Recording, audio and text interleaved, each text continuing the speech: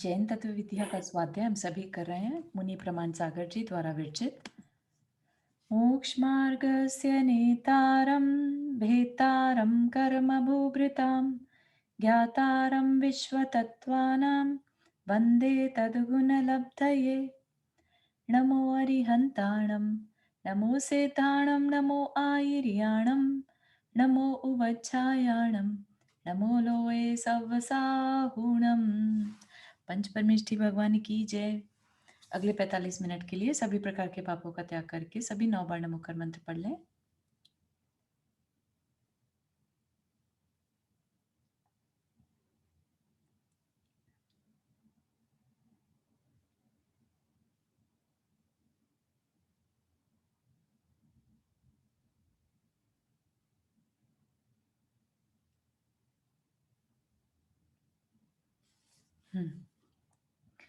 तो हमारा विषय इसमें चल रहा है सम्यक दर्शन का। सम्यक दर्शन हमारे लाइफ का जीव होने का सबसे बड़ा कह लीजिए स्टेप है हमारी लाइफ का। ठीक है, आत्मा का गुण तो है ही, लेकिन आत्मा को ही नहीं जानेंगे तो सम्यक दर्शन भी हमारे लिए क्या करेगा, राइट। तो ये सारी जानकारी हम कर रहे हैं, ये जीव की भूमिका, जीव को ध्यान में रखकर कर रहे हैं। ठीक, हमें यहाँ पर कोई भी भौतिक उपलब्धि का विषय या गोल नहीं है। ठीक है, भले ही कहा जाता है कि भाई धर्म से सब कुछ मिलता है, धर्म चिंतामणि की तरह से है, जो सोचो वो मिल जाता है। वो क्यों होता होगा, राइट।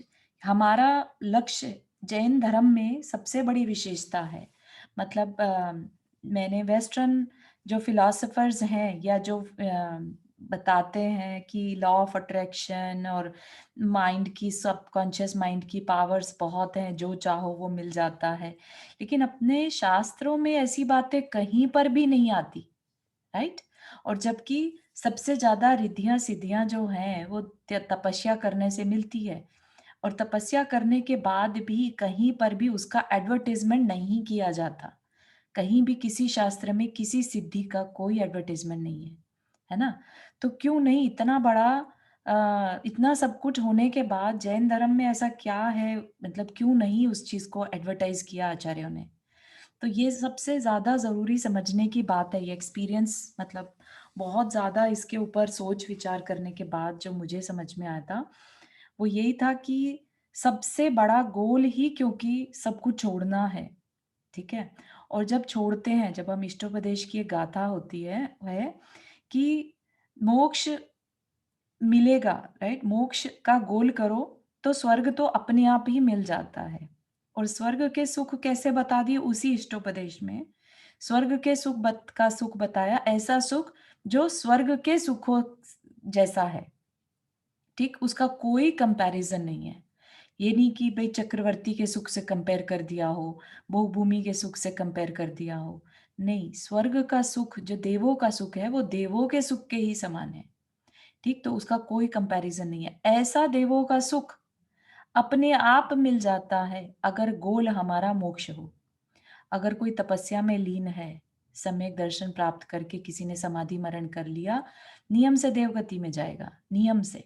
ठीक है ना, मोक्ष प्राप्त कर ले वो एक बड़ी बात है। पंचम काल में वो नहीं कर सकता तो नियम से देव बनेगा। तो इस वजह से आज के जो हमारा अभी की करंट लाइफ है, तपस्या करने से उसने सब कुछ छोड़ ही दिया, उसको कोई मतलब नहीं है, वो अलग बात है। ठीक है ना? अगर वो चाहे तो सब कुछ, धर्म से सब कुछ पा सकता है, लेकिन धर्म का गोल ही मोक्ष रख दिया, सब कुछ छोड़ दो।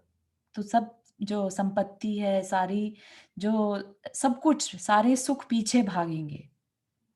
ठीक है ना? तो बहुत बड़ा ये एक स्पिरिचुअल सीक्रेट कह सकते हैं।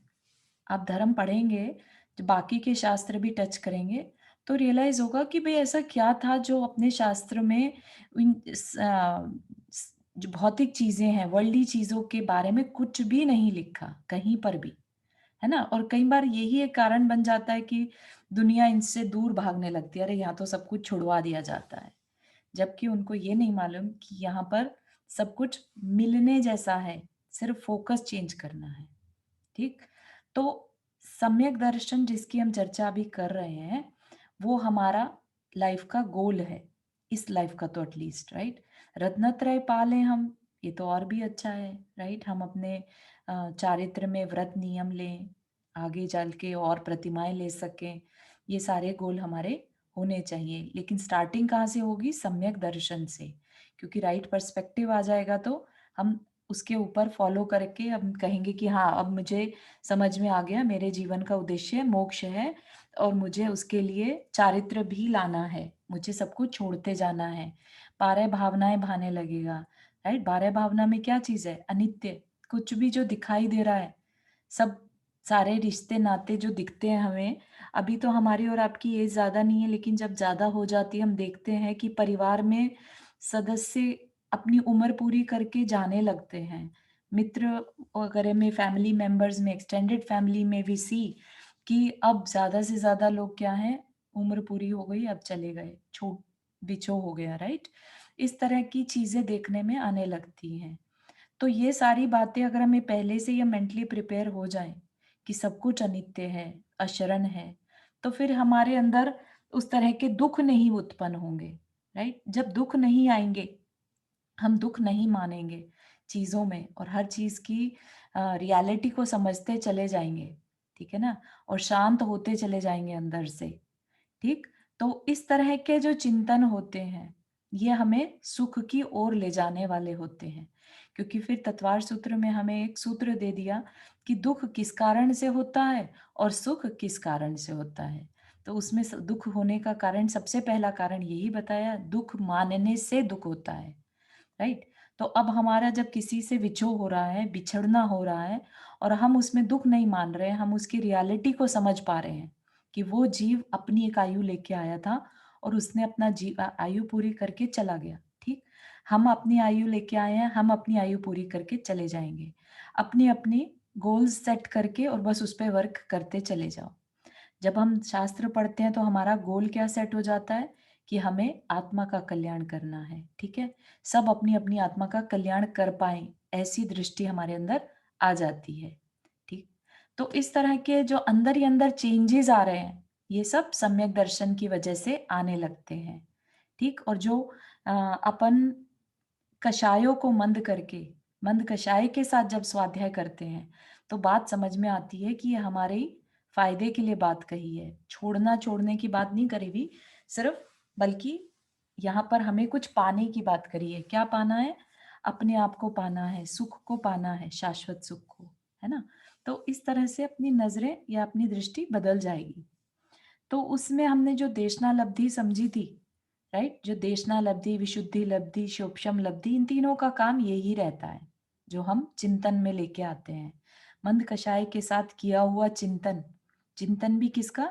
तत्वों का चिंतन, राइट? कि ये जो मैंने हमारे गुरु ने बताया, ये बिल्कुल सही है, मैं इसको और अच्छे से चिंतन करूं, इसका क्या सार निकलता है, इसको मैं कहाँ अप्लाई कर सकता हूँ, ठीक? अब प्रायोगिक लब्धि जो हमने समझी थी, वो अंदर ही अंदर होने वाला एक प्रोसेस है, जिसमें कि कर्म की जो सत्ता है, कर्म की जो अनुभाग शक्ति है, फल देने की शक्ति है, उसमें चेंजेस आने लगते हैं अपने आप, बाय नेचर। किसकी वजह से? हमारे अंदर उठने वाले चिंतन के प्रभाव से। चिंतन क्या है? बेसिकली अच्छे थॉट्स, ठीक? हाँ नंदा जी, आपको क्वेश्चन है? हाँ, ये मुझे ना थोड़ा समझ में नहीं आया। घट कर अंतः कोड़ा कोड़ी हम्म, सागर मात्र रह जाना, हम्म, तो इसका क्या मतलब हुआ? संचित कर्मों की स्थिति घट कर हाँ जी। कोड़ा कोड़ी सागर मात्र रह जाना। हाँ, तो ऐसा होता है कि जो हम कर्म बांधते हैं, हर समय कर्म बांधते हैं, ठीक है? हाँ, हम मोहनीय कर्म जो होता है, उसकी सबसे मैक्सिमम जो स्थिति बन सकती है, वो 70 कोड़ा कोड़ी सागर की। हमने मतलब मोहिनी कर्म की जो हाँ, स्थिति वो 70 कोड़ा कोड़ी सागर के हाँ, बाद भी इफेक्ट, मतलब असर, उसका फल देगी, उतने ये मतलब लंबे है इसका। समय तक, बाद नहीं, उस उतने समय तक वो कर्म हमारी लाइफ में उदय में आता रहेगा, इफेक्ट देता रहेगा, ठीक? जितना लंबा बांधेंगे उतना ही लंबा वो इफेक्ट देगा, ठीक है ना? ये बात समझ में आती है आपको कि कर्म जितना बांधा है, जितने लंबे समय के लिए बांधा है, जैसे आयु कर्म है, आयु कर्म की स्थिति कितनी है, लेट से हमारे टाइम में हम कहें 80 साल, राइट? तो 80 साल वो उदय में आता रहेगा। ऐसे ही अगर हमने 70 कोड़ा कोड़ी सागर का कोई कर्म बांध लिया, तो वो 70 कोड़ा कोड़ी सागर तक उदय में उसके निषेक या उसके परमाणु आते रहेंगे और अपना प्रभाव दिखाते रहेंगे, डिपेंडिंग ऑन द्रव्य, क्षेत्र, काल और भाव। ठीक, तो अब यहाँ पर क्या कह रहे हैं, प्रायोग्य लब्धि एक ऐसा प्रोसेस जिसमें परिणामों की विशुद्धि के कारण जो हमारे अंदर चिंतन चल रहा, अच्छे परिणाम, अच्छे परिणाम। अच्छे परिणाम जो चल रहे हैं, उसके कारण जो कर्म की स्थिति है, जितनी भी बांधी मैक्सिमम 70 कोड़ा कोड़ी है, हो सकता है 40 कोड़ा कोड़ी बांधी हो सकता है 20 कोड़ा कोड़ी बांधी हो, राइट? हर एक की अलग अलग हो सकती है। तो कर्मों की स्थिति घट कर अपने आप में ही अंदर में परिवर्तन आ रहा है, जो हमारे कर्मों की सत्ता है, सत्ता मतलब बैंक कर्म का बैलेंस, हाँ ठीक, हाँ। उसमें वो घटकर अंतः कोटा कोटि, अंतः मतलब विद इन एक कोड़ा कोड़ी सागर मात्र रह जाती है। ठीक तो है, अगर कोई 70 की है या 40 की है तो हाँ, वो 1 कोड़ा कोड़ी समय में रह यस, जाएगी। यस, और अगर कोई और छोटी है तो वो खत्म भी हो जाती है, कुछ यस, इस तरह से बिल्कुल के। सही है, बिल्कुल सही है। वो कम होती चली जाएगी और इतनी कम मतलब 70 कोड़ा कोड़ी से अंतः तो आ ही जाएगी। कोई भी कर्म सत्ता में अंतः कोटा कोटि से ज्यादा का नहीं बचता।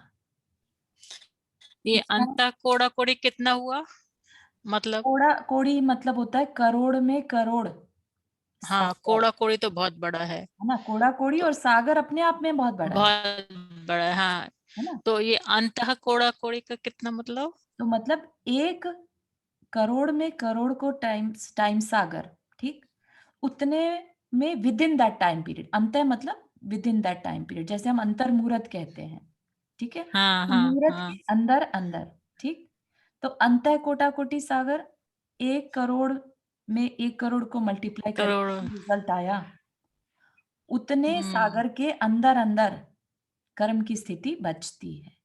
तो कहने का मतलब ये है कि हमारे कर्मों की स्थिति बहुत लंबी है, ठीक है? ये जो सम्यक दर्शन या जो ये परिणाम हम करते हैं, विशुद्ध परिणाम जब भी हम करते हैं, उनसे इमीडिएटली कर्मों की सत्ता पर इफेक्ट पड़ता है। उसमें कंडीशन सिर्फ यही है कि परिणाम जो करें हम वो विशुद्ध होने चाहिए। विशुद्ध परिणामों से स्थिति घटेगी और खराब परिणाम करेंगे तो स्थिति बढ़ जाएगी। बहुत अच्छा। ठीक है? हाँ, क्योंकि ये अंतः कोड़ा कोड़ी भी बहुत लंबा समय बहुत ना, तो वो लंबा समय, घटकर भी इतनी लंबा समय तक रहा, तो वो बिल्कुल थोड़ा सही, कंफ्यूजन था। बिल्कुल सही बात है। बहुत अच्छा। हम्म। सरोज जी, आपने हाथ रेज किया। हाँ, मैं पूछ रही थी ये मोहनी कर्म तो कंटिन्यू चलता ही रहता है, जब तक हाँ जी, जिंदगी रहती है तब तक मोहनी कर्म तो चलता ही रहता है। हाँ जी, हाँ जी, मोहन ये कर्म तो चलता फिर है। तो विशुद्धि क्या हुआ, फिर विशुद्धि हाँ, कैसे बहुत रखें? सही। विशुद्धि होता है मोहनीय कर्म का प्रभाव कम रह जाना। प्रभाव इन द सेंस कि जिस समय पर, हर समय तो तीव्र उदय में नहीं चलता ना। जैसे हम्म, तीव्र और मंद क्या होगा, वो उसकी फलदान शक्ति होती है। एक तो हो गया स्थिति, ठीक है, और हाँ एक होता है अनुभाग। अनुभाग मतलब फल देने हाँ की शक्ति। तो कोई हाँ। भी कर्म मोहनीय कर्म है, उसकी तीव्र हम्म अनुभाग या मंद अनुभाग दो तरह होती हैं। तीव्र हम्म। कब हुआ, जब हमारे अंदर बहुत मतलब तेज क्रोध आ जाए, तेज मान हो जाए, तेज लोभ की उदय आ जाए, राइट? ये मोहनी कर्म में आएगा सब चीज? हाँ जी, हाँ जी, मोहनीय कर्म की हमने पढ़ा था ना, चारित्र मोहनीय, क्रोध मान माया लोभ, अच्छा अच्छा। ठीक है, तो हाँ उसी हाँ का ठीक। मंद अनुभाग अगर उदय में होगा, ठीक है, हाँ। तो विशुद्ध हम्म, परिणाम होंगे। जब हमें बहुत ओ, ज्यादा क्रोध नहीं आ रहा हो, बहुत मान ना हो रहा हो, तब हमारे हाँ अंदर बात ये तो समझने की शक्ति, हाँ कंट्रोल भी हो सकता है तो फिर। है ना? हाँ तो ठीक आपने है। नोटिस खुद ही किया होगा डे टू डे लाइफ में भी, जब हम बहुत गुस्सा हम्म होते हैं और कोई आके समझाने की कोशिश करे तो ऐसा लगता है कि अपने आप को ज्यादा बन रहा है, राइट? और फिर हाँ जब हम शांत बैठे हों और कोई बताने आए तो हम उसकी पूरी बात सुन लेते हैं। समझ रहे हैं आप? हम्म, तो हाँ यही हाँ। विशुद्धि करती है। विशुद्धि का मतलब है जब कषायों का मंद उदय चल रहा हो, उस समय जो भाव होते हैं वो विशुद्धि कहलाती है। ठीक, अपनी आत्मा में इंटरेस्ट होना बेसिकली यहाँ पर उस अभिप्राय से लीजिएगा, ओके, थैंक यू। क्योंकि आत्मा के कल्याण की बात रुचेगी नहीं, अच्छी ही नहीं लगेगी अगर कषाय का तीव्र उदय आ रहा है। लेट से आपने बाजार जाने का प्रोग्राम बना लिया, तो बाजार जाना, कुछ खरीद के लाना, ये कषाय की तीव्रता है या कषाय की मंदता है? क्या बोलते हैं आप सरोज जी? कषाय की तीव्रता ये है ना? कुछ। क्योंकि क्यों कषाय की तीव्रता है? सिंपल सा आंसर है कि उस हाँ समय हमें अपने कल्याण की कोई चिंता नहीं है, हाँ है ना? हम सिर्फ विषयों में लगे हैं, तो ये तीव्रता कहलाएगी। ठीक है, भले ही हम बड़े खुश होके जा रहे हैं, बड़े मन से जा रहे हैं, लेकिन अंदर ही अंदर क्या परिणाम चल रहे हैं? कंप्लीटली अवे फ्रॉम आत्म कल्याण। तो ये हाँ विषयों की तीव्रता में आएगा। हाँ हाँ, ठीक ठीक, थैंक यू। रुक्मणी आंटी, आपने हाथ रेज किया? हाँ चारू, मैं एक चीज पूछ रही थी, जैसे मोहिनी क्रम हुआ क्रोध मान माया लोभ, जी। ठीक है, तो जो तीर्थंकर बनते हैं भगवान, उनके तो कौन से गुण स्थान तक वो मोह रहता है, तो वो कौन सा मोह होता है उनका? हाँ, उनको तो क्रोध मान माया लोभ तो कुछ लोभ रहता नहीं। रहता है, लोभ 10वें तक रहता है और अच्छा, मोहिनी कर्म 12वें में क्षय होता है। लेकिन लेकिन वहां पर जो मोहनीय कर्म है वो बस नाम मात्र का रहता है। ठीक है, ओके। तो ऐसा नहीं समझिए कि वहां पर आकर किसी ने उपसर्ग किया और वो उसके ऊपर हमला कर देंगे, इतना गुस्सा उन्हें आ जाएगा, ऐसा नहीं रहता। अच्छा, ठीक है ठीक है है ना? ठीक है हाँ, ठीक है। उस हिसाब से सोचिएगा कि वहां पर हमने पढ़ा था ना कि क्रोध भी 4 प्रकार का रहता है, अनंतानुबंधी, अप्रत्याख्यान, हाँ प्रत्याख्यान और हाँ, संज्वलन। ठीक, संचलन, अग्नि हाँ। महाराज से लेके ऊपर तक संज्वलन क्रोध रहता है, क्रोध मान माया लोभ। अच्छा, जो भगवान होते हैं उन्हें भी रहता है संचलन क्रोध? भगवान होते उन्हें भी रहता है जब तक कि उनको केवल ज्ञान ना हो जाए। अच्छा, बिल्कुल, ठीक है। संज्वलन का शायद तो उनके भी है ना, लेकिन उनकी कम, बहुत कम रहती है। बहुत हाँ, कम, अदरवाइज हाँ, तो नाम मात्र। कमठ जब उनके ऊपर उपसर्ग कर रहा था पार्श्वनाथ भगवान पे, वो क्यों क्षमा कर पाए? हाँ क्योंकि हाँ, उनकी कषायों ठीक का मंद उदय था। ठीक है हाँ, ठीक उनकी है, विशुद्धि थैंक यू। बहुत थी, उनको आत्म कल्याण की रुचि थी। राइट, उनको ये मतलब नहीं था ठीक। कि कमठ मेरे ऊपर हमला कर रहा है या उपसर्ग कर रहा है तो मैं हाँ इसको बदला दूं या मैं इसको हाँ, सजा दूं। बिल्कुल। राइट, उनको हम्म, सिर्फ और सिर्फ अपनी आत्मा के कल्याण की तरफ ल- ध्यान था। तो इस अवस्था को बिल्कुल क्या कहेंगे? परिणामों की विशुद्धि। विशुद्ध।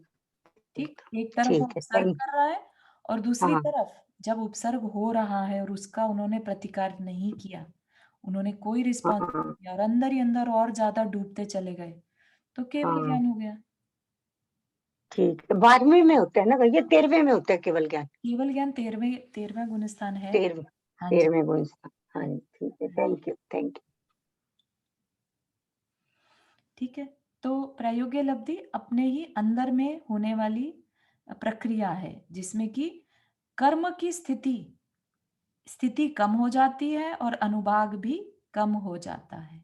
क्योंकि अनुभाग तीव्र रहेगा तो हमें बात समझ में ही नहीं आएगी और समझ में नहीं आएगी तो फिर चिंतन किस चीज का करेंगे, है ना? और जो सम्यक दर्शन है उसमें चिंतन का बहुत बड़ा रोल है, क्योंकि बार बार क्या कह रहे हैं? परिणाम। परिणाम इज नथिंग बट हमारे भाव कैसे हैं। राइट, परिणाम की उत्तरोत्तर विशुद्धि को करण लब्धि कहते हैं। तो यहाँ तक हम कर रहे थे, बात चल रही थी। राइट, तो करण लब्धि बेसिकली, करण मतलब होता है परिणाम।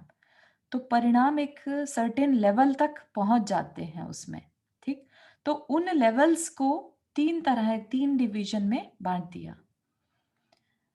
अधःकरण, जिसमें कि स्टार्टिंग के जो परिणाम रहते हैं, उसमें भी प्रति समय अनंत गुणी परिणामों की विशुद्धि बढ़ती जा रही है। ठीक, फिर हमारे पास आया था अपूर्वकरण।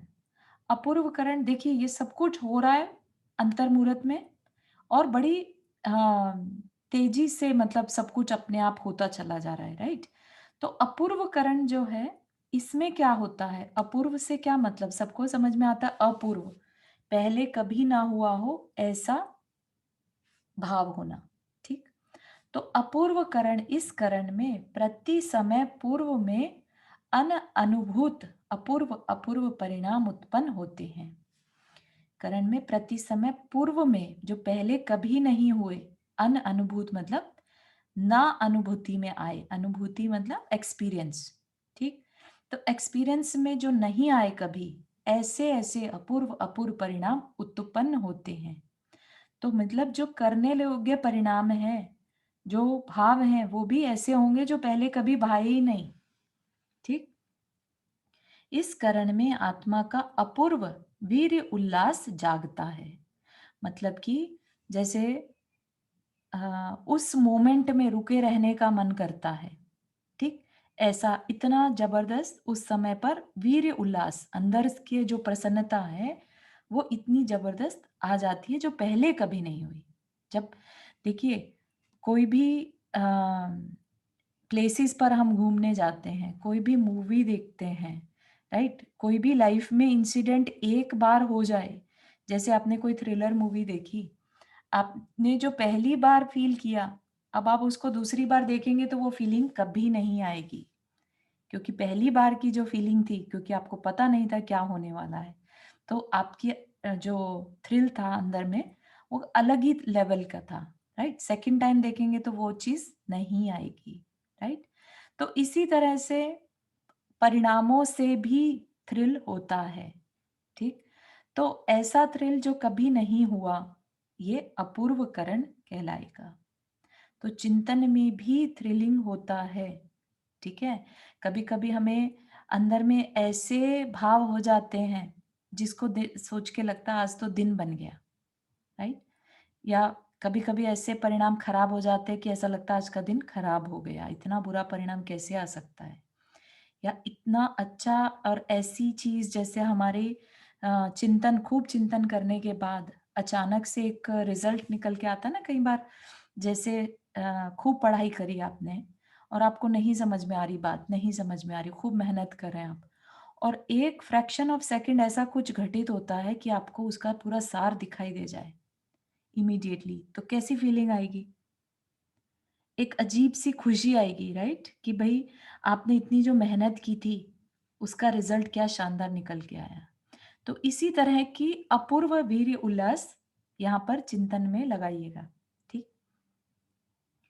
बढ़ती हुई विशुद्धि के बल पर साधक मोह ग्रंथि का भेदन प्राप्त कर देता है। बढ़ती हुई विशुद्धि के बल पर, राइट, अभी भी जो है उसको सपोर्ट किसका मिल रहा है? विशुद्धि का। विशुद्धि क्या है? कषायों की मंदता और जो उसकी आत्म कल्याण की रुचि, ठीक। उसके बल पर साधक मोह ग्रंथि, ग्रंथि होती है गांठ, ठीक। गांठ बेसिकली किस चीज की ग्रंथि? यहाँ पर मोह की ग्रंथि या मोह की गांठ या मोह का कर्म, मोहनीय कर्म, जो हमारे कर्म सत्ता में है, मोहनीय कर्म, वो उसका भेदन प्रारंभ कर देता है। उससे पहले नहीं कर पाया, उससे पहले क्या किया? सिर्फ उसकी स्थिति घटा दी थी। अब क्या कर दिया? उसको भेदन प्रारंभ कर दिया, अब उसको तोड़ना शुरू कर दिया, ठीक। तो इतनी शक्ति उस परिणाम में रहती है। ये बात को आप रिलेट कर पा रहे हैं कि परिणामों की शक्ति कितनी जबरदस्त रहती है, कि कर्म को काटने की शक्ति उन परिणामों में होती है। इसी चीज से आप अपनी लाइफ को चेंज कर सकते हैं। इसी बात को अगर आप हमेशा के लिए याद रख लें और जिस समय आप ध्यान में बैठे, चिंतन में बैठे, बस अच्छे से अच्छे परिणाम करते चले जाएं। सबसे इंपॉर्टेंट है जो 12 भावना के परिणाम रहते हैं, उनसे आप अपनी विशुद्धि को बहुत आगे तक बढ़ा सकते हैं, ठीक। तो उन परिणामों से हम अपने कर्म को काटना शुरू कर सकते हैं। भले ही हम उनको अपनी आत्मा से दूर ना कर पाए, लेकिन उनमें इतना चेंजेस कर सकते हैं कि उनकी प्रकृति में चेंज कर दें। अभी जो असाता कर्म बांधा था प्रकृति, लेट से हमें दुख का कोई कर्म बंधा था हमें, हम अपने परिणामों से उसको कन्वर्ट करके सुख में कन्वर्ट कर सकते हैं, ठीक है। असाता को साता में कन्वर्ट कर सकते हैं। जी नंदा जी। एक यहाँ पर चीज पूछना था कि जैसे कभी हम बैठते हैं या चिंतन करते हैं तो उस समय हम अपने परिणाम अच्छे करते हैं, लेकिन थोड़ी देर बाद जब किसी फ्रेंड से बात करते हैं तो कुछ मतलब अलग बात हाँ करते हाँ हैं। बिल्कुल। तो मतलब ये नॉर्मल है या हमको पूरे 24 घंटे उन्हीं परिणामों को कंटिन्यू करना चाहिए? और मतलब उससे क्या होगा, हमने थोड़ी देर के लिए अच्छे परिणाम किए और जब फ्रेंड से बात कर रहे हैं तो दूसरे तरह के बात करने लगे, तो वो पुराना वाला कैंसिल हो जाता है या कैंसल नहीं रहता होगा, है कुछ? कैंसल नहीं होगा नंदा जी। समझिए कि जिस भी समय हम परिणाम करते हैं, उस समय पर हमने कितनी इंटेंसिटी के साथ वो परिणाम किया, उस इंटेंसिटी के कारण उसमें स्थिति अनुभाग बंधता है। ठीक है। अब लेट से जब आप चिंतन कर रहे हैं, अकेले में बैठे हैं और आपने चिंतन किया, वो बहुत विशुद्धि के साथ था और आपका एकदम से तो ऐसा अंदर से मन हो गया कि बस सब कुछ बेकार है, संसार असार है और मुझे सब छोड़ना है और अपने आत्म कल्याण में लगना है। ठीक है। और ठीक है, उसके बाद आप बाहर निकले रूम से और आपकी एक फ्रेंड आई हुई थी, आप उससे बात करने लगे। ठीक। तो अब ऐसा नहीं समझिए कि जो पहले अभी थोड़ी देर पहले आपका चिंतन चल रहा था वो वेस्ट हो गया। ठीक। क्योंकि उस समय पर जो चिंतन किया था उससे स्थिति और अनुभाग जो बंधा, वो जरूरी नहीं है फ्रेंड से बात करते समय जो बंध रहा है वो इतना इंटेंसिटी के साथ हो। आप नॉर्मल अच्छा। बात कर रहे हैं, बस कर रहे हैं, उसमें जो बंधेगा हाँ। वो कम स्थिति अनुभाग का बंधेगा। तो नेगेटिव कम बंधा, पॉजिटिव ज्यादा बंधा। ठीक है ना। बहुत ऐसा अच्छा। करते करते आप अपने सारे नेगेटिव्स को कन्वर्ट कर सकते हैं पॉजिटिव में। Thank you. हाँ रुक्मणी आंटी। हाँ चारू, मेरा एक ये था, जैसे अब हम स्वाध्याय करते हैं ये, जी। और हम अकेले बैठ के जो भी करते हैं पढ़ते ही हैं बस सिर्फ, या हाँ, सुनते हैं महाराज वगैरह का या किसी का भी, जी। तो इसमें भाव तो खराब तो बंधेंगे नहीं, ये तो ठीक है। जी। तो ये भी सम्यक वो समायिक ही हुई, या क्या ये चीज समायिक निकल आएगी? सामायिक नहीं कहलाती है, क्योंकि सामायिक में हमें अपनी आत्मा का चिंतन करना मेन होता है। ओके। ठीक है। अब इस समय आपका दिमाग हर तरफ जा रहा होगा, है ना। बात हो सकती नहीं है थोड़ी देर के लिए। सुनते हुए तो नहीं जाता। नहीं नहीं, मतलब कहने का मतलब हर विषय पर जा सकता है, राइट। हाँ आप हाँ क्योंकि हाँ बात को समझने की कोशिश कर रहे हैं यहाँ पर। ठीक है ना। हाँ यहाँ पे हाँ हाँ। चिंतन नहीं है, यहाँ पर सुन अच्छा, के उसके ऊपर एनालिसिस चल रहा है। ठीक है। ठीक है और ठीक है। जब चिंतन चलता है वो किसी एक विषय को पकड़ के हो सकता है, जैसे आपने एक विषय पकड़ लिया, अनित्य भावना। ठीक। आप अच्छा। बस उसी के बारे में सोचे जा रहे हैं कि भाई अनित्य भावना मेरे लिए क्या करती है, क्या अनित्य है मेरी ओके लाइफ में, क्या अनित्य, क्या अनित्य दिखाई दे रहा है। इस तरह से आप चिंतन करते चले जाइए, उसमें करते चले ओके। जाएंगे और एक पॉइंट ऐसा आ जाएगा आपको लगेगा बस अब कुछ नहीं सोचना, बस अपनी आत्मा पे रुक जाना है। तो वो ठीक है। सामायिक कहलाएगा। ठीक है। ओके, अभी क्या है, ये ठीक है, एनालिसिस चल रहा है। ठीक है, थैंक यू। ठीक। तो अब क्या कह रहे हैं कि अपूर्वकरण, अधःकरण, अपूर्वकरण और अनिवृत्तिकरण, 3 करण है। अपूर्वकरण में प्रवेश करते ही, प्रवेश करना ऐसा कुछ पता नहीं चलेगा, राइट। प्रवेश करते ही साधक प्रथम समय में ही स्थिति घात, अनुभाग घात, गुण श्रेणी और गुण संक्रमण, ऐसी 4 क्रियाओं को प्रारंभ कर देता है। कर देता है मतलब चाहकर ऐसे नहीं कहता, सोचता कि मैं करूं, अपने आप हो जाती है। ठीक। क्या हो जाती है, तो वो उसका बाद में यहाँ पर दिया है, तो वो देखते हैं। ये क्रियाएं मोह ग्रंथि के भेद होने तक अंतर्मुहूर्त तक निरंतर चलती रहती हैं। मोह ग्रंथि मतलब मिथ्यात्व कर्म, यहाँ पर उसी से लीजिएगा, क्योंकि सम्यक तो के लिए करा जा रहा है, राइट। सम्यक दर्शन पाने के लिए, और सम्यक दर्शन किस वजह से नहीं हो रहा था, मिथ्यात्व के कारण, राइट। तो मिथ्यात्व के ही टुकड़े होने हैं, मिथ्यात्व का ही जो द्रव्य है, कर्म के जो परमाणु है, पार्टिकल्स हैं, वो ही मिथ्यात्व ही सम्यक्त्व में कन्वर्ट होता है। ऐसा नहीं है कि सम्यक कहीं और से आ जाएगा, जो सम्यक मिथ्यात्व है वो ही कन्वर्ट होता है। ठीक है।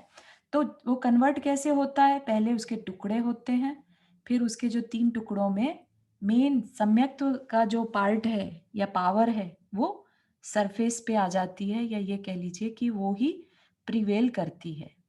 ठीक है। तो वो आगे चलकर देखेंगे अपन।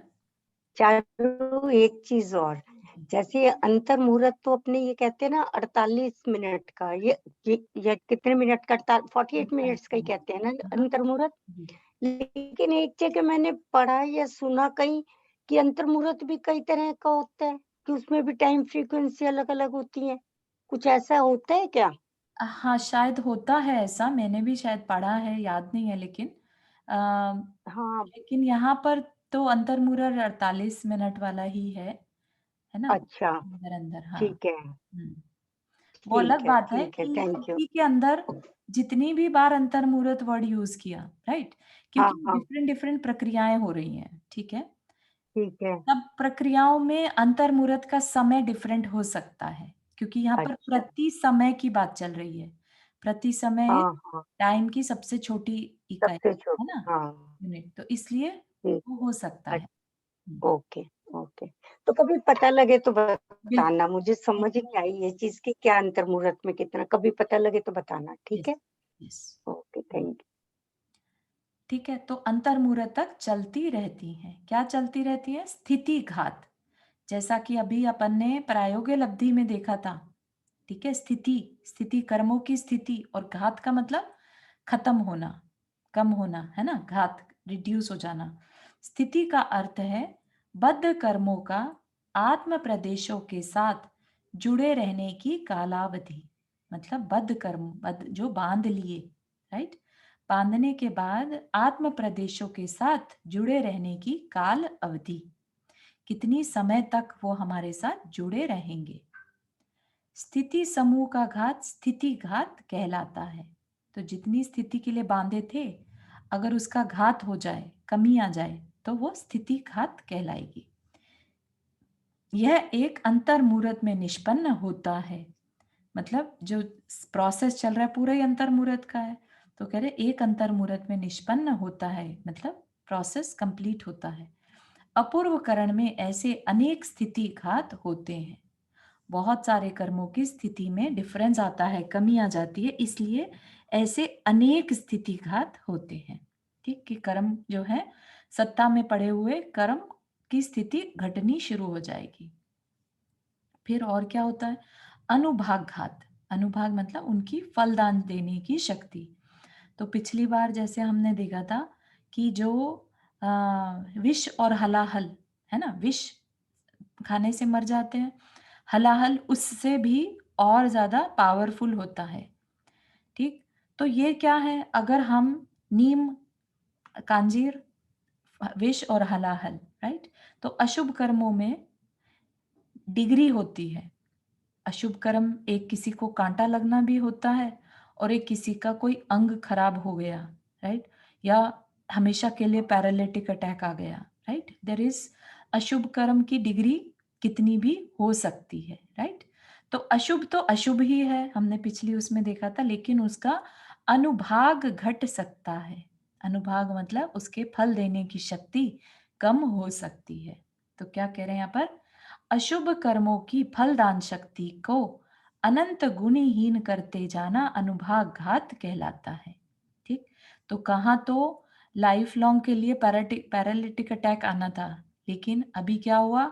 1 सेकंड के लिए हमारे को जैसे हिचकी आ जाती है, तो नहीं बोल पाते बात को, राइट? तो कहाँ तो हमेशा के लिए ऐसा होना था, और अभी कहाँ एक हिचकी में काम रह गया। ठीक, तो इतना हीन हो जाना, वो क्या है? अनुभाग घात। इसमें सत्तागत अशुभ कर्मों के अनुभाग स्पर्धक स्पर्धक होते हैं, कर्म पार्टिकल्स। कर्म पार्टिकल जो फल देने के लिए आते हैं, ये भी एक जब कभी डिटेल में कर्म सिद्धांत पढ़ेंगे, राइट, तो उसमें आप देखिएगा कि कर्म किस तरह से उदय में आते हैं। ठीक, स्पर्धक होते हैं कर्म के, जो धीरे धीरे सत्ता से मूव करते रहते हैं और उदय में आकर अपना इफेक्ट देते रहते हैं। इन स्पर्धकों में ही वो फल देने की शक्ति होती है। ठीक है, जैसे हर फ्रूट की अपनी एक शक्ति होती है, राइट? उसको खाएंगे तो वैसे ही शक्ति मिलेगी। ऐसे ही कर्म के पार्टिकल्स में अपनी अपनी फल देने की शक्ति होती है। ठीक, तो जो बहुत ज्यादा नेगेटिव फल देने की शक्ति रखने वाले स्पर्धक थे, अब उनका क्या हुआ? उनको अनंत भाग कर उसमें से एक अनंतवें भाग को छोड़कर शेष सर्व परमाणुओं का अंतर्मुहूर्त में घात कर दिया जाता है। मतलब इसको सिंपल वे में कहेंगे तो जो सत्ता में अशुभ कर्म थे उनका अनंतवां भाग रह गया, अनंतवां भाग अनुभाग शक्ति रह गई, इतनी कम उनकी शक्ति रह जाती है, ना के बराबर। ठीक, प्रत्येक अनुभाग घात में एक अंतर्मुहूर्त लगता है। अपूर्व करण में ऐसे अनेक अनुभाग घात होते हैं, है ना। कोई नेगेटिव कर्म होगा वो कन्वर्ट होता होता सत्शुभ में कन्वर्ट हो जाता है। ठीक, या इतना माइल्ड हो जाएगा कि उसका इफेक्ट आके चला जाएगा, पता भी नहीं चलेगा, इतना फर्क पड़ जाएगा। गुण श्रेणी, गुण श्रेणी क्या है, पहले श्रेणी को समझेंगे और फिर गुण। उदय क्षण से लेकर प्रति समय असंख्यात गुणे कर्म निषेकों की रचना को गुण श्रेणी कहते हैं। तो जब कर्म उदय में आते हैं तो श्रेणी रूप से आते हैं, एक संरचना रहती है उनकी। ठीक, तो उसी रूप में आकर वो अपना फल देते हैं। ठीक, तो यहाँ पर क्या कह रहे हैं, असंख्यात गुणी कर्म निषेकों की रचना को गुण श्रेणी कहते हैं। अगर विषय थोड़ा डिफिकल्ट हो रहा है तो इसको बस सिंपल लैंग्वेज में समझने की कोशिश करिए कि जब हम कहते हैं निर्जरा वर्ड, निर्जरा क्या है, निर्जरा कर्म का उदय में आकर निर्जरित हो जाना, राइट। कर्म उदय में आया, फल दिया और चला गया। ठीक, तो यहाँ पर अपूर्व करण में साधक अपनी आत्मशुद्धिवश प्रति समय गुण श्रेणी रूप असंख्यात गुणी निर्जरा करता है। तो कर्म उदय में कर्म जो है बहुत सारे निषेक इकट्ठे आकर और खत्म होते चले जाते हैं। हाँ उमा जी, आपने हाथ रेज किया। हाँ म्यूट पर है।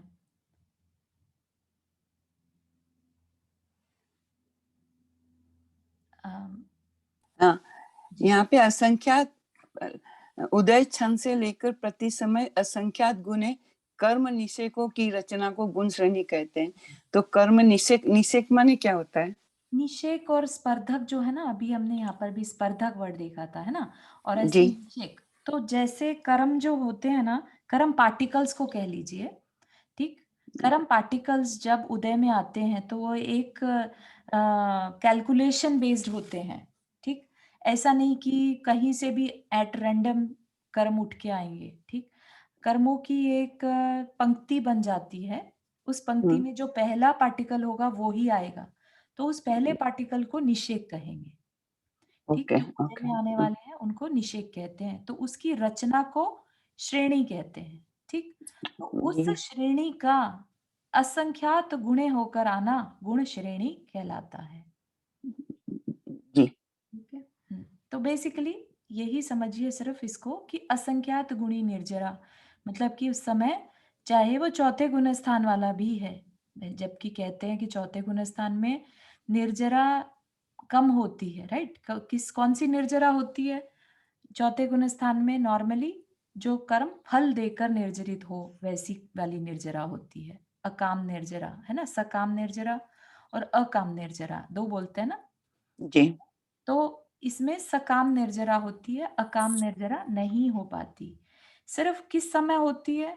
जब सम्यक दर्शन प्रकट होने के एकदम पॉइंट पर हो, उस समय असंख्यात गुणी निर्जरा एक चौथे गुण स्थान वाला भी कर सकता है। ठीक जी, थैंक यू। फिर गुण संक्रमण, अभी जो हमने संक्रमण वर्ड यूज किया था, चारू तो सकाम निर्जरा नहीं होती चौथे गुण स्थान में? अकाम निर्जरा और सकाम निर्जरा दो रहती हैं। हाँ, है ना, I always get confused in these two. अकाम निर्जरा वो रहती है जो अभी फल नहीं दिया जिसने, राइट, और हमने उसको उदय में ले आए और लाके निर्जरित कर दिया। ठीक है। ये जो मुनि महाराज करते हैं। और सकाम निर्जरा जिसमें कि हमने अपने शांत परिणाम से बस फल को भोगा। अच्छा, ये तो फल देगा, फल देकर जो जाए वो सकाम निर्जरा, और जो फल दिए बिना निर्जरित हो जाए वो अकाम निर्जरा। तो चौथे गुण स्थान में सकाम निर्जरा नहीं होती? चौथे अकाम में निर्जरा अकाम होती है। निर्जरा नहीं होती, सिर्फ जब सम्यक दर्शन की जो प्रथम उपशम होता है उस समय असंख्यात गुणी निर्जरा होती है बस। Okay okay okay, thank you. तो गुण संक्रमण, संक्रमण अभी जैसा बताया था, संक्रमण होता है परिवर्तन, ठीक। तो जैसे हमने कहा था असाता का साता में परिवर्तन, ये क्या है, दोनों कर्म की प्रकृतियां हैं। कौन से कर्म की? वेदनीय कर्म की। तो असाता वेदनीय कर्म का साता वेदनीय कर्म में संक्रमण हो गया, ठीक है। जैसे क्रोध कषाय का मान में संक्रमण हो गया, ठीक। ऐसे परिवर्तन हो जाना, अपनी ही सजातीय कर प्रकृतियों में परिवर्तन हो जाना, वह संक्रमण कहलाता है। और गुण मतलब मल्टीपल टाइम्स, बहुत तेजी से। गुण संक्रमण संक्रमण का एक भेद है। इसमें प्रति समय असंख्यात गुणित क्रम से अबद्धमान अशुभ कर्म प्रकृतियों के कर्म निषेकों का उस समय बंधने वाली सजातीय प्रकृतियों में संक्रमण परिवर्तन होता है। तो इसमें सिंपली क्या समझिएगा, जो अशुभ कर्म की प्रकृतियां थी उनका किस में परिवर्तन हो जाएगा। जैसे अशुभ कर्म क्या होता है, असाता इस अशुभ, सिंपल सा है, राइट। दुख कोई नहीं चाहता, राइट, तो वो अशुभ कर्म हो गया। या और भी दुस्वर नाम कर्म की बहुत सारी प्रकृतियां जो अशुभ कर्म है, राइट। तो ऐसी प्रकृतियों का अपनी ही सजातीय, मतलब कि वेदनीय है तो विदिन वेदनीय, नाम कर्म है तो विदिन नाम कर्म, उनमें परिवर्तन हो जाता है। तो हम अपने बहुत सारे जो सत्ता के कर्म हैं, कर्म के निषेक हैं, उनको अशुभ कर्मों को शुभ में कन्वर्ट कर लेते हैं। इसीलिए अगर आपको जानकारी हो कि सम्यक दृष्टि कभी भी नरक नहीं जाता, अगर आयु बांध ली हो वो अलग बात है, लेकिन सम्यक दर्शन होने के बाद अगर आयु बंधती है तो नियम से देवगति क्यों जाता है? क्योंकि उसने अपने जो अशुभ कर्म है उनको कन्वर्ट कर लिया, ठीक है ना। तो कोई भी बात बिना लॉजिक के नहीं बताई, इसलिए वो अब नरक में या इवन पशु में नहीं जाता, ठीक है। अनिवृत्तिकरण कल की क्लास में देखते हैं, लंबा हो जाएगा, ठीक है। अभी तक के लिए किसी को कोई क्वेश्चन? हाँ सपना जी, आपने हाथ रेज किया।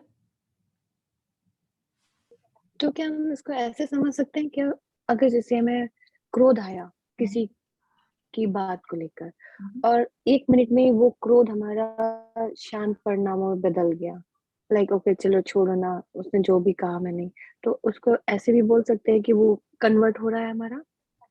कन्वर्ट उस समय आपका क्रोध शांत हुआ तो किस कारण से हुआ? आपके परिणाम ऐसे हुए कि चलो छोड़ो, है ना, राइट। तो पहले तो आपका पुरुषार्थ आया वहां पर, ठीक है ना। आपकी कषाय का उदय था क्रोध, राइट। आपने उस पर रिएक्ट ना करके उसका फल को कम कर दिया, यस। तो उसका जो इफेक्ट था, फलदान शक्ति थी उसकी, आपने उसको अपने अच्छे परिणाम से कम कर दिया, ओके ओके ओके ठीक है ना। तो बहुत बड़ा डैमेज कर सकता था वो क्रोध, लेकिन आपके अवेयरनेस के कारण उसका इफेक्ट कम हो गया, कम हो गया। ओके ओके ओके, ठीक। Nidhi ji, thank you. अच्छा हेलो जी, हाँ जाजिनी, जय जी। मेरा क्वेश्चन था हमारे भाव जैसे बनते हैं उसके अकॉर्डिंग हमारे कर्म बनते हैं, लेकिन कभी कभी ऐसा होता है भाव एक होता है, हम जैसे किसी के प्रति गलत भाव या सही भाव सोच समझ मतलब बहुत सोच के बनाते हैं। एक होता है सडनली एकदम किसी के लिए भाव आ रहे हैं लेकिन समझ आ रहा है कि नहीं ये गलत है, इस तरीके से भाव नहीं आना चाहिए, तो उधर माइंड को चेंज करना कि नहीं ये गलत है, ऐसे नहीं सोच के मतलब नहीं सोचना या मतलब नहीं करना इस तरीके से। तो सोचना विचार करके वो हमारे अशुभ कर्म में कन्वर्ट होता है या जो हम एक तरीके से मतलब अचानक कोई विचार मन में आता है किसी के लिए, चाहे गलत हो या सही हो, तो वो भी हाँ। हमारे कर्मों में बनते हैं। हाँ, तो इसमें जो आपने बताया सोच विचार के करना, ठीक है, उसमें ज्यादा बंधेगा क्योंकि उसमें आपका पुरुषार्थ पूरा इन्वॉल्व है, ठीक है। एक अचानक से हो जाता है तो ये पूर्व के संस्कार हैं आपके, अचानक से किसी के लिए बुरे भाव आ गए, लेकिन आपका पुरुषार्थ कह रहा है नहीं नहीं तुम्हें ऐसा नहीं करना चाहिए, ठीक है ना। तो इसमें दोनों में जो बंधेगा वो पहले वाले में ज्यादा बंधेगा, जिसमें आप बैठकर सोच रहे हैं, क्योंकि एक तो सोचने में आपने अपना जो समय आत्म कल्याण में लगा सकते थे, राइट, वो अशुभ में लगा लिया, और अशुभ परिणामों के साथ जो कर्म बंधेगा तो उसके तो परिणाम अशुभ ही मिलेंगे ना, ठीक है ना। और जो अचानक से हो गया वो पूर्व उदय पर पूर्व जो संस्कार थे उसकी वजह से बन तो गया, लेकिन आपकी अवेयरनेस से उसका इफेक्ट उतना नहीं बंधेगा जितना बंध सकता था अगर आपको अवेयरनेस नहीं होती। लेट से आपको अचानक से कोई थॉट आया और आप उसमें बहते चले गए और उसके बारे में आप बिल्कुल हाँ ये तो बिल्कुल सही है, ऐसा थॉट आया तो कोई कारण ही होगा, ये है और वो है, ऐसा करते करते आप उसके बारे में सोचते चले जा रहे हैं, राइट, तो फिर उसका भी परिणाम बुरा ही बंधेगा। और अगर जैसे हम सो रहे हैं, अगर स्वप्न में कोई मतलब कोई सपना आता है जो मतलब नहीं है सही या अच्छा नहीं है, तो वो भी हमारे कर्म मानता है। कर्म हर समय बनते हैं 24 घंटे, ठीक है।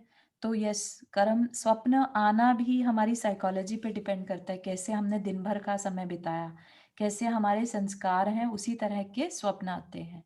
तो अगर स्वप्न देखने के बाद हमें अच्छा या बुरा फीलिंग आती है तो हम दुख तो मान ही रहे हैं ना, तो दुख माना तो दुख के स्वप्न, दुख से दुख का कर्म तो बंधेगा ही बंधेगा।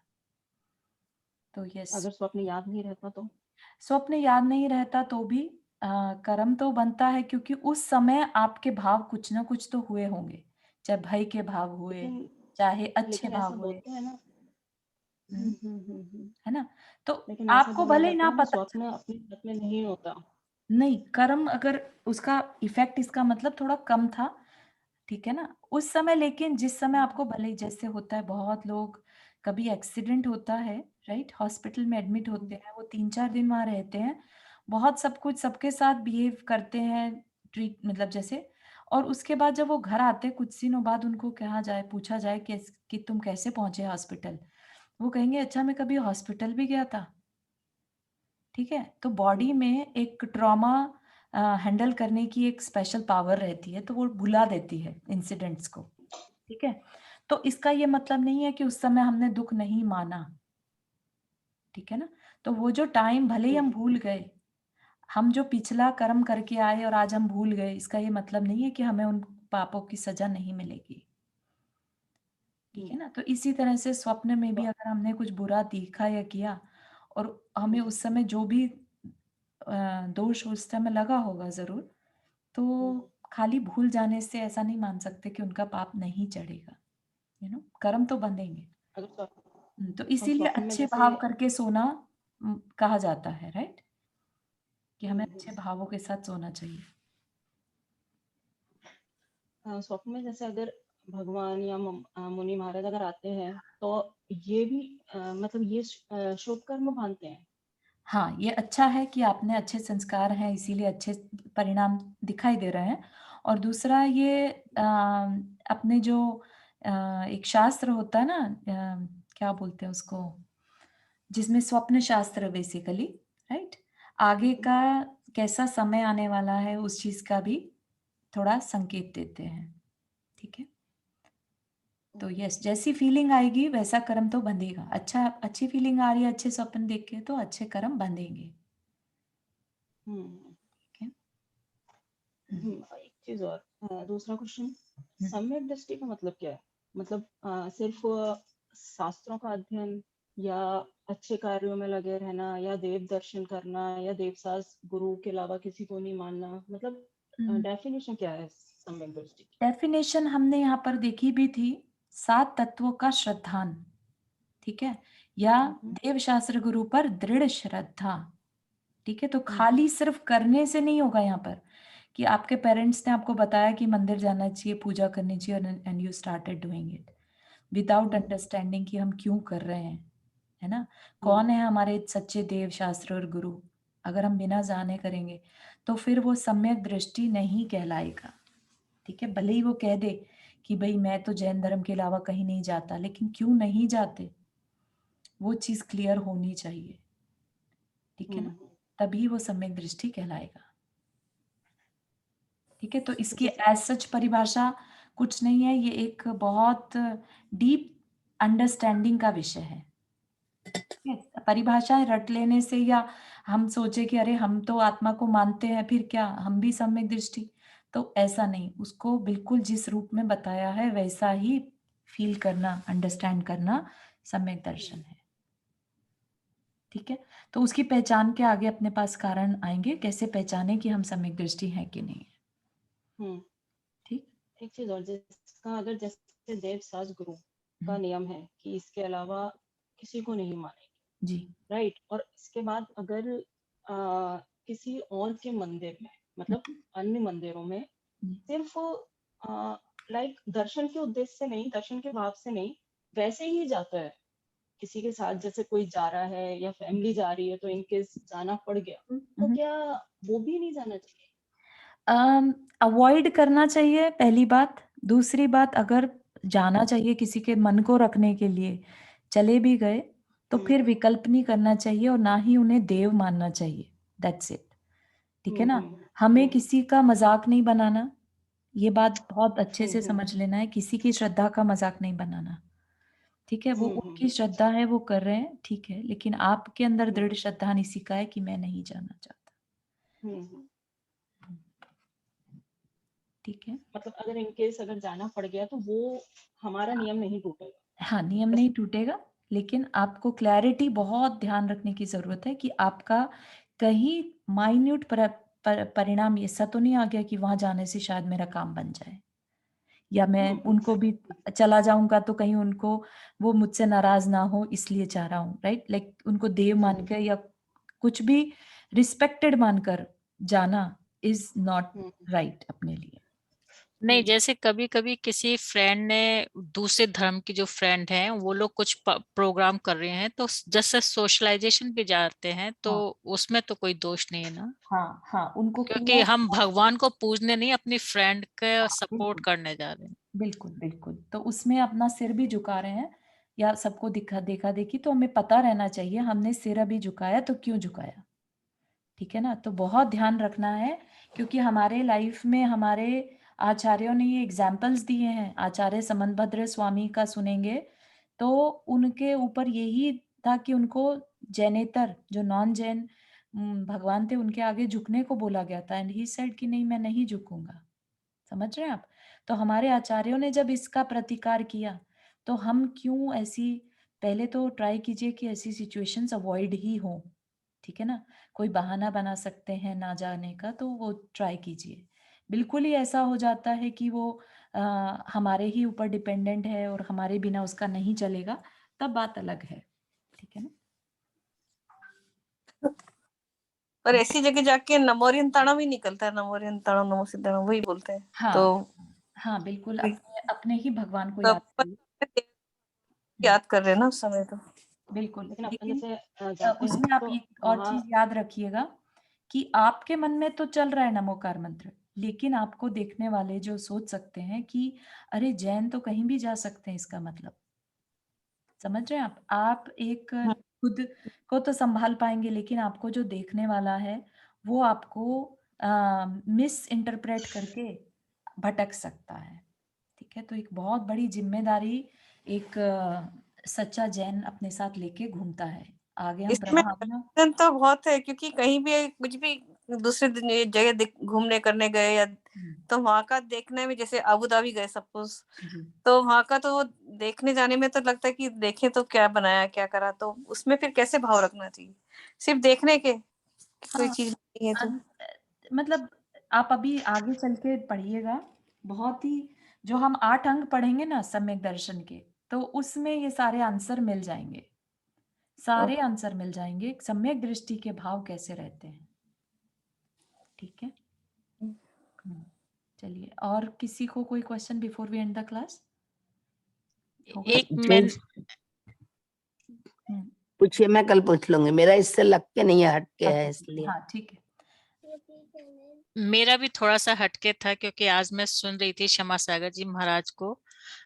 तो उनके एक था एक कहानी में सामान्य केवली के एक मुनि महाराज ने 48 मिनट के लिए बहुत परम शुद्धि के साथ अपने ध्यान लगाया तो उनको केवल ज्ञान प्राप्त हो गया।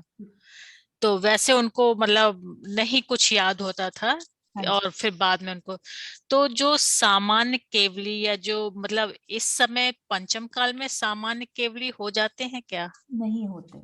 अच्छा, ये होते हैं पहले जैसे की काल के बात है। प्रभाव से, हाँ ये पहले की बात है। नहीं। अच्छा, तो जो तीर्थंकर होते हैं उनका तो सम्मोशरण होता है और जो इस तरह के मुनि महाराज को केवल ज्ञान होता है तो उनके कैसे पता चलता है इनको केवल ज्ञान हो गया है?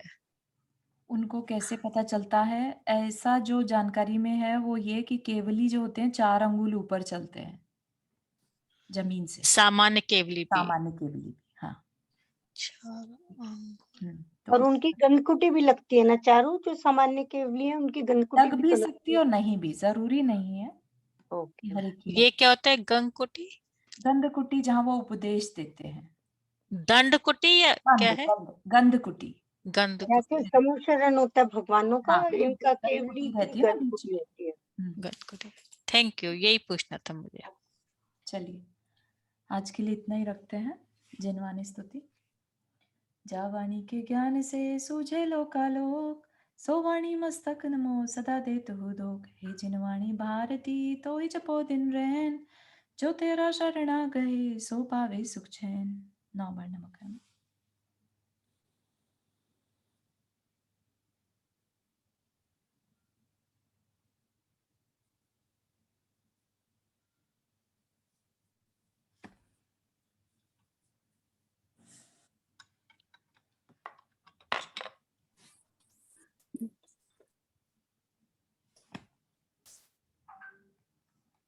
चलिए, सभी को जय जय जय जिनेन्द्र सबको। जय जिनेन्द्र सभी को। जय जिनेन्द्र सभी को। जय जिनेन्द्र।